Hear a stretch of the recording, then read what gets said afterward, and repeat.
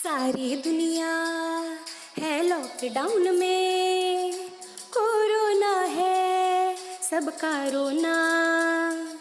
डरने वाली बात नहीं है, सावधानी हमको रखनी है। 1 मीटर की दूरी से ही बात है हम सबको करनी है। बच्चों आओ पढ़ो सभी, कोरोना से डरो नहीं। बच्चों आओ पढ़ो सभी, कोरोना से डरो नहीं। पढ़ना लिखना है सबको, आगे बढ़ना है सबको।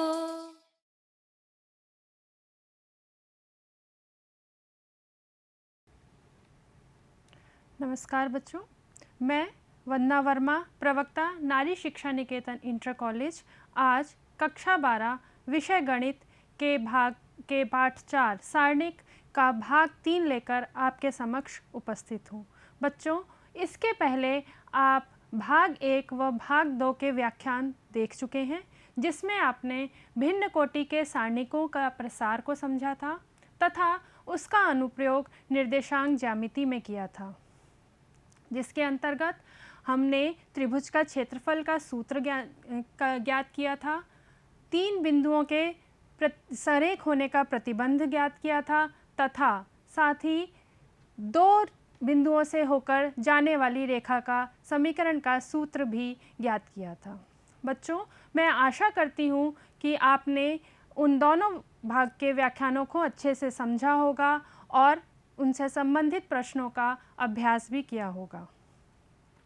तो चलिए इसी श्रृंखला को हम आगे बढ़ाते हैं और चलते हैं सारणिक के भाग 3 की ओर और देखते हैं आज के हमारे शिक्षण बिंदु क्या हैं।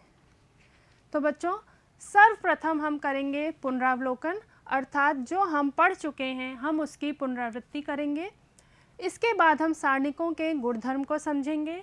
बच्चों, सारणिकों के गुणधर्म से संबंधित प्रश्न बोर्ड परीक्षा में प्रतिवर्ष अवश्य ही पूछा जाता है, इसलिए आप सारणिकों के गुणधर्म को अच्छे से समझिए और उनसे संबंधित प्रश्नों को अभ्यास कीजिए।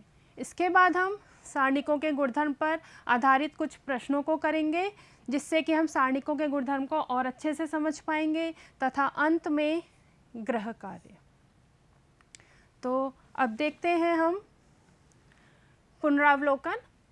बच्चों, आव्यूह पाठ में आपने आव्यूह पर प्रारंभिक संक्रियाओं को सीखा था। वहाँ पर जिस प्रकार से आपने आव्यूह की प्रारंभिक संक्रियाओं को सीखा था, उसी प्रकार अब हम यहाँ पे भाग 3 में सारणिक के गुणधर्मों को सीखेंगे। परंतु बच्चों, ये आपको देखने में तो कुछ समान लगेंगी, परंतु वास्तव में ये एक दूसरे से भिन्न होती हैं।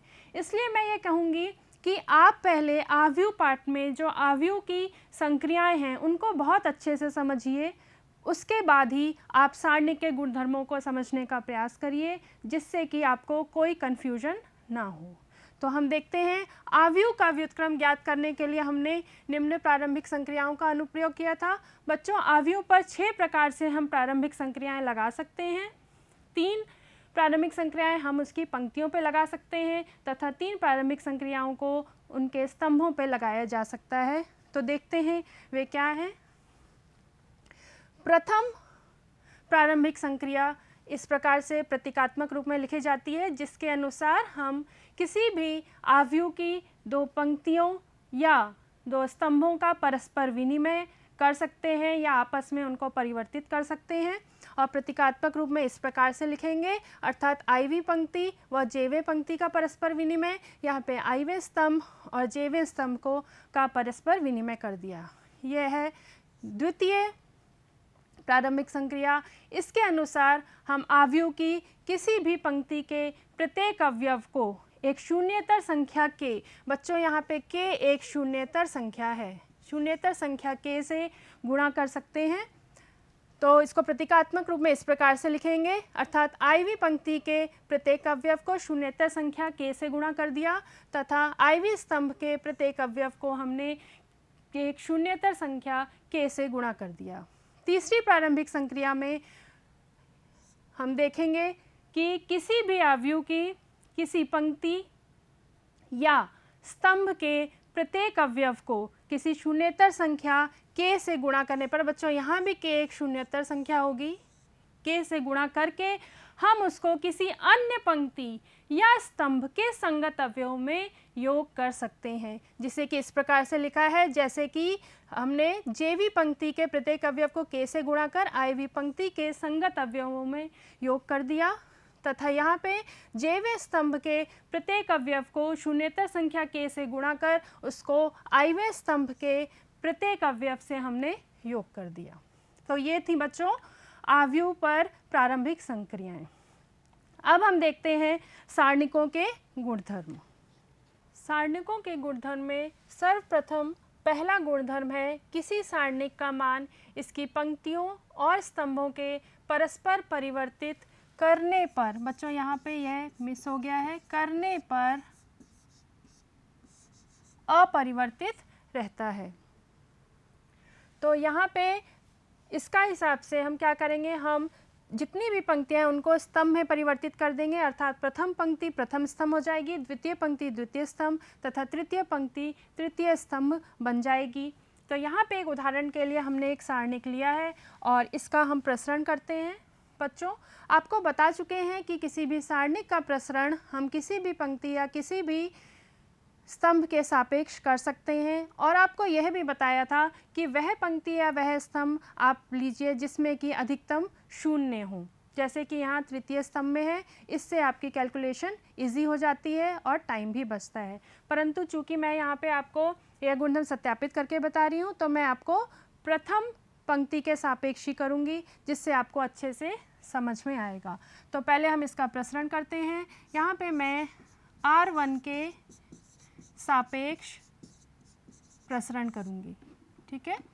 तो यहाँ पे ये आ जाएगा आपका 1, और 1 का उपसारणिक होगा 0 - 0, उसके बाद -2, 2 का उपसारणिक हमारा हो जाएगा 0 - 0 तथा +4, इसका उपसारणिक हमारा होगा -1 - 12।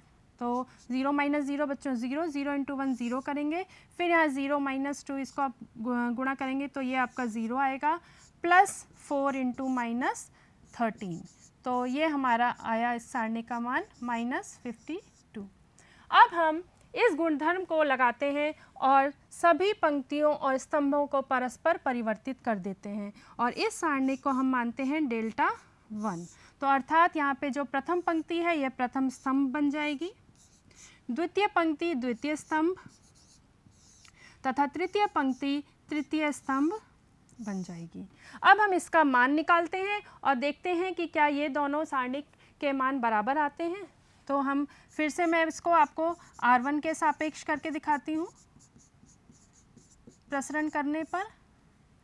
तो यहाँ पे 1 हमने लिया और इसका उपसारणिक आप लिखेंगे 3 × 0 - 0 -1, ये -1 का उपसारणिक होगा 2 × 0 0 -4 +4, और 4 का उपसारणिक होगा 2 × 0 0 -12। तो ये हो जाएगा 1, 0 - 0 होता है 1, तो 1 × 0 माइनस प्लस हो जाएगा, +1 × -4 +4 × -12, और 1 × 0 बच्चों 0 होता है। 1 को आप -4 से मल्टीप्लाई करेंगे तो आपको मिलेगा -4, और 4 × -12 करेंगे तो -48 मिलेगा। तो ये आ गया हमारा -52। तो हम देख रहे हैं बच्चों, जब पहले हमने सारणिक का मान निकाला तब वह -52 आया, और जब हमने पंक्तियों और स्तंभों को परस्पर परिवर्तित कर दिया तब भी यह मान आ गया -52। अतः यहाँ पे हमारा आ गया डेल्टा बराबर डेल्टा 1। तो इस प्रकार से हमने गुणधर्म प्रथम गुणधर्म को सत्यापित कर दिया। बच्चों इस गुणधर्म से हम एक और निष्कर्ष निकाल सकते हैं कि किसी भी आव्यूह के सारणिक का मान उसके उस आव्यूह के परिवर्त सारणिक के मान के बराबर होता है। जैसा कि आप यहाँ पे दिख रहा है, जब हम पंक्तियों और स्तंभों को परस्पर परिवर्तित कर देते हैं तो वह उस आव्यूह का क्या हो जाता है, परिवर्त हो जाता है। और यहाँ पे आपने देखा कि दोनों ही स्थिति में जो सारणिक के मान निकल रहे हैं वे समान हैं। तो यहाँ से हमें यह भी निष्कर्ष एक प्राप्त होता है। अब हम आते हैं गुणधर्म द्वितीय गुणधर्म पे। यदि एक सारणिक की कोई दो पंक्तियों या स्तंभों को परिवर्तित कर दिया जाता है तब सारणिक का मान अपरिवर्तित रहता है परंतु चिन्ह परिवर्तित हो जाता है। इसको हम प्रतीकात्मक रूप में इस प्रकार से लिखेंगे, अर्थात आईवी और जेवी पंक्ति को परस्पर बदलना या आईवे स्तंभ और जेवे स्तंभ को परस्पर विनिमय कर देना। तो अब देखते हैं इसको। यहाँ पे उदाहरण के लिए हमने एक सारणिक लिया है 2, ये -1 -2, इस प्रकार से ये सारणिक लिया है। तो पहले हम इसका प्रसरण करके देखते हैं बच्चों। फिर से हम इसको R1 के सापेक्ष आपको दिखाती हूँ, R1 के सापेक्ष इसका प्रसरण करेंगे तो ये होगा 2 और 2 का जो उपसारणिक होगा वह 0 -5, उसके बाद -1 और -1 का उपसारणिक होगा 0 -3, इसके बाद -2 और -2 का उपसारणिक होगा 0 -6। तो बच्चों इसको देखते हैं क्या आएगा, ये 2 × -5 माइनस प्लस ये हो जाएगा 1 × 3 और -2 × -6, ये हो जाएगा हमारा -10 + 3 -12। तो बच्चों आप इसको जब हल करेंगे तो ये आपको मिलेगा, ये बच्चों -2 × -6 यहाँ पे +12 आएगा तो ये हो जाएगा हमारा -7 + 12 अर्थात ये आ जाएगा हमारा 5। अब हम इसमें गुणधर्म 2 लगाते हैं। गुणधर्म 2 लगाने पे हम क्या करते हैं, इसमें R1 और R3 को परस्पर परिवर्तित कर देते हैं। तो हम इसको मानते हैं सारणिक डेल्टा 1 के उससे प्रदर्शित करते हैं और यहाँ पे हम R1 की जगह पे तृतीय पंक्ति लिखेंगे यानी 3 -5 0, द्वितीय पंक्ति वैसे ही रहेगी और यहाँ पे 2 -1 -2।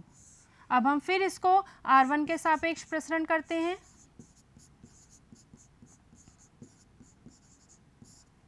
तो ये हमारा हो जाएगा 3 का उपसारणिक अगर आप देखेंगे तो क्या आएगा बच्चों, -4 माइनस यहाँ पे 1 -5 और यहाँ पे आप करेंगे तो 0 × -2 0 हो जाएगा, -2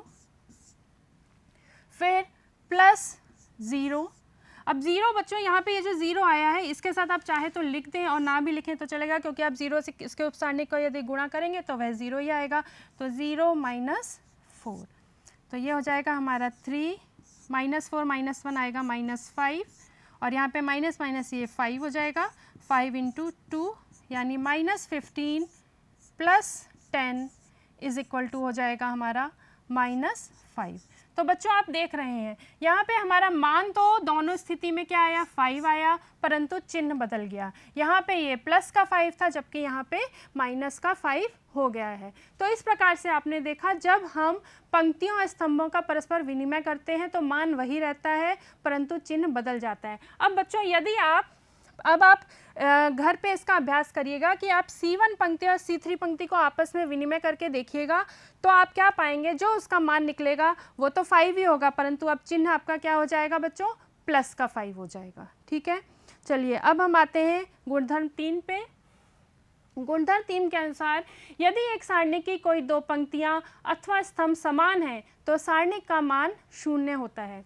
इसके लिए मैं आपको एक उदाहरण लेती हूँ। मान लीजिए एक हमने लिया 1 -2 3 6 5 4 और 1 -2 3। ठीक है, तो इसका मान बच्चों क्या होगा, 0।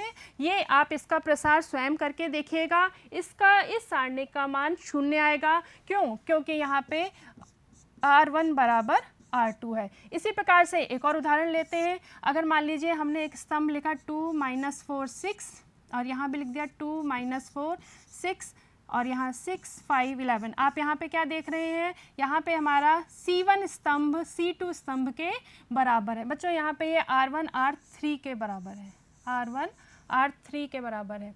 यहाँ पे C1 C2 के बराबर है तो इसका भी मान कितना होगा, ये हमारा 0 होगा। तो अगर आपके सवाल में ऐसी कोई सारणिक आती है कि उसके 2 पंक्तियाँ या दो स्तंभ समान हैं तो आप उसको बिना हल करे इस गुणधर्म के अनुसार आप उसका मान 0 लिख सकते हैं। इसी में एक और निष्कर्ष हम निकालते हैं कि यदि किसी सारणिक की किसी पंक्ति या स्तंभ के सभी अवयव 0 हो तो सारणिक का मान 0 होता है। मान लीजिए मैंने एक प्रथम पंक्ति ली जो 0 है, पूरे उसके प्रत्येक अवयव 0 है, या -1 2 3 और 4 -5 6। तो आप देख रहे हैं यहाँ पे प्रथम पंक्ति 0 है, इसका भी मान क्या होगा बच्चों 0 होगा। ये भी आप बिना प्रसरण करे लिख सकते हैं। और ये वैसे भी आप जानते हैं कि अगर हम 0 के प्रथम पंक्ति के सापेक्ष इसका प्रसरण करेंगे तो जो अवयव है उसको जब हम सारणिक से गुणा करेंगे तो आपको मान क्या मिलेगा बच्चों 0 मिलेगा। तो इस प्रकार से आप इसको बिना प्रसरण करे आप इन गुणधर्मों का प्रयोग कर इस प्रकार से मान लिख सकते हैं। इसके बाद आते हैं गुणधर्म 4 पे। यदि एक सारणिक के किसी एक पंक्ति अथवा स्तंभ के प्रत्येक अवयव को एक अचर k से गुणा करते हैं तो सारणिक का मान भी k से गुणित हो जाता है। अब हम इसके लिए एक सारणिक लेते हैं डेल्टा, जिसमें कि हमने लिया a1 b1 c1 a2 b2 c2 a3 b3 c3। अगर बच्चों हम इसका मान ज्ञात करते हैं तो हमें क्या मिलेगा कि a1 इसका हम प्रसरण करेंगे। हम इसका प्रसरण कर रहे हैं किसके सापेक्ष c1 के सापेक्ष इसका प्रसरण कर रहे हैं, तो हमें मिलेगा a1 b2 c3 minus b3 c2 minus a2। ठीक है, तो अब a2 का जो सारणिक होगा वो होगा b1 c3 minus b3 c1 plus a3 का सारणिक होगा b1 c2 minus b2 c1। अब बच्चों हम जो एक सारणिक लेते हैं, हम एक डेल्टा 1 सारणिक और लेते हैं जिसमें हम क्या करते हैं कि ये गुणधर्म का उपयोग करते हैं, यानी कि उसकी एक पंक्ति में हम k से गुणा कर देते हैं। यानी कि हम यहाँ पे क्या करेंगे c1 में हम इसको लिख सकते हैं इस प्रकार से, हमने कर दिया k c1, तो ये हो जाएगा k a1 k a2 k a3। इसके बाद b1 c1 b2 c2 b3 c3। तो अब इसका हम प्रसरण करेंगे तो बच्चों देखिए क्या आएगा, हम c1 के सापेक्ष ही इसका प्रसरण कर रहे हैं, तो ये आएगा k a1 b2 c3 minus b3 c2 minus k a2 b1 c3 minus b3 c1 plus k a3 b1 c2 minus b2 c1। तो आप देख रहे हैं यदि हम इसमें से पूरे में से k कॉमन ले लें तो हमें जो बाकी का मान मिलेगा वो किसके बराबर है बच्चों, वो यही मान आपको मिलेगा। तो हम इसको क्या लिख सकते हैं k डेल्टा। ठीक है, तो यही हमारी चौथी गुणधर्म है कि यदि हम किसी पंक्ति या किसी स्तंभ में एक अचर k से गुणा करते हैं तो सारणिक का मान भी k से गुणा हो जाता है। इसी को हम एक और निष्कर्ष निकालते हैं कि यदि किसी सारणिक में मान लीजिए एक आपको ये सारणिक दिया है तो आप इसकी किसी एक पंक्ति या किसी एक स्तंभ से उभयनिष्ठ गुणनखंड बाहर निकाल सकते हैं। जैसे कि अगर आपको ये सारणिक मान लीजिए दिया है तो हम इसका k निकाल के और बाकी का सारणिक डेल्टा इस प्रकार से लिख सकते हैं। इसी से हम लोग एक और टिप्पणी देखते हैं। यदि एक सारणिक की किन्हीं दो पंक्तियों के संगत अवयव समानुपाती हैं तब उस सारणिक का मान 0 होता है। चलिए इसके लिए भी हम एक डेल्टा 2 सारणिक लेते हैं।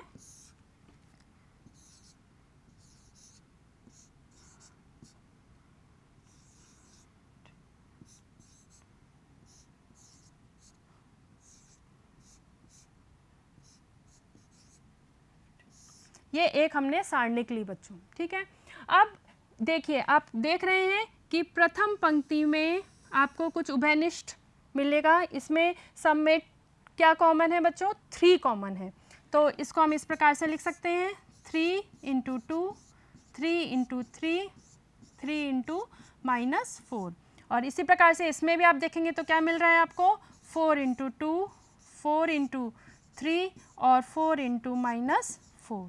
और नीचे है हमारा 6, 11, 15। तो बच्चों अभी हमने जो चौथा गुणधर्म पढ़ा उसमें मैंने आपको बताया था कि यदि हम किसी पंक्ति या किसी स्तंभ में कोई भी उभयनिष्ठ गुणनखंड है उसको बाहर निकाल सकते हैं। तो हम इसमें से प्रथम पंक्ति से हम क्या निकालेंगे, 3 निकालेंगे, ठीक है बच्चों। और द्वितीय पंक्ति से हम क्या निकालेंगे, 4 निकालेंगे। तो हमें क्या मिलेगा यहाँ पे 2, 3 -4, यहाँ पे भी 2, 3 -4, 6, 11, 15, ठीक है बच्चों। तो अब आपने गुणधर्म 3, अभी हमने गुणधर्म 3 पढ़ी कि किसी भी सारणी की यदि 2 पंक्तियां 2 स्तंभ समान होंगे तो उसका मान क्या होगा, 0 होगा। तो बच्चों ये भी हमने सत्यापित कर दिया। तो यदि आप देखते हैं कि मतलब ये तो मैंने आपको पूरा करके दिखाया, परंतु आपको कोई भी सारणी इस प्रकार से मिलता है जिसमें कि कोई 2 पंक्तियों या कोई भी 2 अवयवों के 2 पंक्तियों या 2 स्तंभों के जो अवयव हैं वे समानुपाती हैं, तो आप उसको डायरेक्ट क्या लिख देंगे, 0 लिख देंगे, ठीक है बच्चों। अब नेक्स्ट हम आते हैं गुणधर्म 5 पे। गुणधर्म 5, इसके अनुसार यदि एक सारणी की एक पंक्ति या स्तंभ के कुछ या सभी अवयव 2 या अधिक पदों के योगफल के रूप में व्यक्त हों, तब सारणी को 2 या अधिक सारणिकों के योगफल के रूप में व्यक्त किया जा सकता है। बच्चों हम उदाहरण के लिए सारणिक लेते हैं। इस सारणिक के पहली पंक्ति के अवयव हम यहाँ पे इस प्रकार से ले रहे हैं कि वे 2 पदों के योगफल के रूप में व्यक्त हैं, जैसे A1 plus K1, A2 plus K2, A3 plus K3, और ये द्वितीय पंक्ति है बच्चों B1, B2, B3, C1, C2, C3। अब बच्चों इसको इस गुणधर्म के अनुसार हम देखिए किस प्रकार से लिख सकते हैं। हम इसको 2 सारणिकों के योगफल के रूप में इस प्रकार से लिख सकते हैं, A1, B1, C1, A2, B2, C2, और यहाँ पे A3, B3 और C3। और दूसरी जो सारणिक होगी बच्चों, तो यहाँ पे जो प्रथम पंक्ति में जो दूसरा पद है प्रत्येक अवयव में उसकी बनेगी।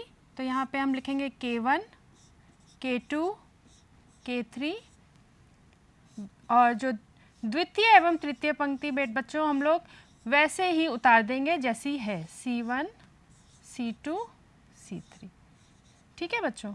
अगर मान लीजिए इसमें हम एक और पद मान लीजिए इसमें जोड़ते हैं, इसमें हम एक और पद में जोड़ती हूँ, तो हमारा ये इस प्रकार से हम इसको लिखेंगे। मान लीजिए इसमें मैंने जोड़ दिया λ1, λ2 और यहाँ पे जोड़ दिया बच्चों λ3। तो हम इसको एक और सारणिक के योग के रूप में लिख सकते हैं। तब हम यहाँ पे प्रथम पंक्ति हमारी होगी λ1, λ2, λ3, और जो द्वितीय और तृतीय पंक्तियाँ होंगी वह वैसे ही हम उतार देंगे, B1, B2, B3, C1, C2, C3। तो इस प्रकार से ये है गुणधर्म 5। और अब आगे देखते हैं। अब हम आते हैं गुणधर्म 6 पे। यदि एक सारणी के किसी पंक्ति या स्तंभ के प्रत्येक अवयव में दूसरी पंक्ति या स्तंभ के संगत अवयवों के समान गुणजों को जोड़ दिया जाता है तो सारणी का मान वही रहता है। चलिए फिर से हम एक उदाहरण लेते हैं, एक सारणिक लेते हैं जिसमें कि हम इसमें लिखेंगे A1, B1, C1, A2, B2, C2, A3, B3, C3। और हम इसमें यदि यही गुणधर्म लगाते हैं, क्या अब हम इसमें ये करते हैं कि हम इसमें R1 में R1 प्लस KR2 करते हैं, ठीक है। तो इसका मतलब क्या हो जाएगा, R1 के अवयवों में हमें K यानी कि जो R2 यानी कि द्वितीय पंक्ति के संगत अवयवों में हम K को जोड़ के और इसमें A1 के संगत अवयवों में योग R1 के संगत अवयवों में इनका योग कर देंगे। तो ये हो जाएगा A1 plus Ka2 B1 plus Kb2 और यहाँ पे C1 प्लस Kc2, तो ये हो जाएगा A2 B2 C2 A3 B3 C3, ये C2 है। इस प्रकार से हम लिखेंगे। तो बच्चों, तो सारणिक का मान वही रहता है। अब हम इसको सिद्ध करते हैं। अभी हमने गुणधर्म 4 देखा कि इसके योग के रूप में लिखा है, तो हम इसको 2 सारणिकों के योगफल के रूप में विभक्त कर सकते हैं। तो बच्चों यहाँ आ जाएगा A1 A2 A3 B1 B2 B3 C1 C2 C3 plus में आप क्या लिखेंगे Ka2 Kb2 Kc2 और यहाँ पे A2 B2 C2 A3 B3 C3। अब आप देखेंगे गुणधर्म 3 में हमने पढ़ा है कि यदि 2 पंक्तियां समानुपाती होती हैं तो उनका मान 0 होता है। तो बच्चों, ये वाला जो सारणिक है ये हमारा 0 हो जाएगा और सिर्फ हमें क्या मिलेगा, यही वाला सारणिक A1 B1 C1 A2 B2 C2 और यहाँ पे A3 B3 C3 हमें प्राप्त हो रहा है। तो ये हमने इसको सिद्ध कर दिया बच्चों, ठीक है। तो ये थे हमारे 6 गुणधर्म। अब हम इनसे संबंधित प्रश्नों को देखते हैं। यहाँ पे है पहला प्रश्न, बिना प्रसरण किए और सारणिकों का गुणधर्म प्रयोग कर हमको यह सिद्ध करना है। बच्चों, जब बिना प्रसरण किए होता है तो इसका मतलब होता है आपको प्रसरण नहीं करना है, आपको सिर्फ सारणिकों का गुणधर्म का ही प्रयोग करना है। तो हम इसमें कौन सी प्रमेय, इसमें हम गुणधर्म वह लगाएंगे जो हमने अभी जस्ट लास्ट गुणधर्म 6 पढ़ी है। इसमें हम क्या करेंगे, हम इसमें स्तंभ 3 में C3 के अवयव के साथ द्वितीय स्तंभ के अवयवों में -9 का गुणा कर देंगे और उसके C3 के संगत अवयवों में योग कर देंगे। सबसे पहले तो हम इसका LHS ले लेते हैं। LHS हमारा आया 2 3 5 7 8 9 65 75 86, ठीक है बच्चों। तो अब हम यही इसमें गुणधर्म लगाते हैं। तो हम इसको लिख सकते हैं, पहला स्तंभ ऐसे ही लिख देंगे